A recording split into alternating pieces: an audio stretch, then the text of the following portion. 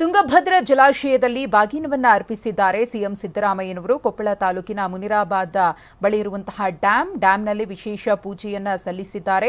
ತುಂಗಭದ್ರೆಗೆ ಕಳಶದ ನೀರನ್ನ ಸಿಎಂ ಮತ್ತು ಡಿಸಿಎಂ ಸಮರ್ಪಿಸಿದ್ದಾರೆ. ಹಾಗೆಯೇ ಗಮನಿಸ್ತಾ ಇದ್ದೀರಿ, ಸಚಿವರಾದ ಶಿವರಾಜ್ ತಂಗಡಗಿ, ಜಮೀರ್ ಅಹಮದ್ ಖಾನ್ ರವರು ಕೂಡ ಈ ಒಂದು ಶುಭ ಸಮಾರಂಭದಲ್ಲಿ ಭಾಗಿಯಾಗಿ ಬಾಗಿನವನ್ನು ಅರ್ಪಣೆ ಮಾಡಿದ್ದಾರೆ. ಕ್ರಸ್ಟ್ ಗೇಟ್ ದುರಸ್ತಿಯ ರೂವಾರಿ ಕನ್ಹಯ್ಯ ನಾಯ್ಡು ಅವರು ಕೂಡ ಭಾಗಿಯಾಗಿದ್ದಾರೆ. 19ನೇ ಕ್ರಸ್ಟ್ ಗೇಟ್ ಯಾವ ರೀತಿಯಾಗಿ ಮುರಿದು ಹೋಗಿತ್ತು, ಅದಾದ್ಮೇಲೆ ಹೊಸ ಕ್ರಸ್ಟ್ ಗೇಟ್ ಅನ್ನ ಅಳವಡಿಸಲಾಗಿತ್ತು, ಯಶಸ್ವಿಯಾಗಿತ್ತು ಕೂಡ.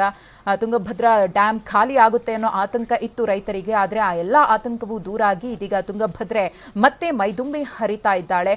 ಹಾಗಾಗಿ ಸಿಎಂ ಮತ್ತು ಡಿಸಿಎಂ ಸೇರಿದಂತೆ ಸಂಪುಟದ ಕೆಲ ಸದಸ್ಯರು ಕೂಡ ಭಾಗಿಯಾಗಿ ತುಂಗಭದ್ರೆಗೆ ಬಾಗಿನವನ್ನು ಅರ್ಪಣೆ ಮಾಡಿದ್ದಾರೆ. ಇನ್ನು ಕ್ರಸ್ಟ್ ಗೇಟ್ ದುರಸ್ತಿಯ ಮುಂದಾಳತ್ವವನ್ನು ವಹಿಸಿದ್ದಂತಹ ಕನ್ಹಯ್ಯ ನಾಯ್ಡು ಅವರು ಕೂಡ ಭಾಗಿಯಾಗಿ ಬಾಗಿನವನ್ನು ಅರ್ಪಣೆ ಮಾಡಿದ್ದಾರೆ.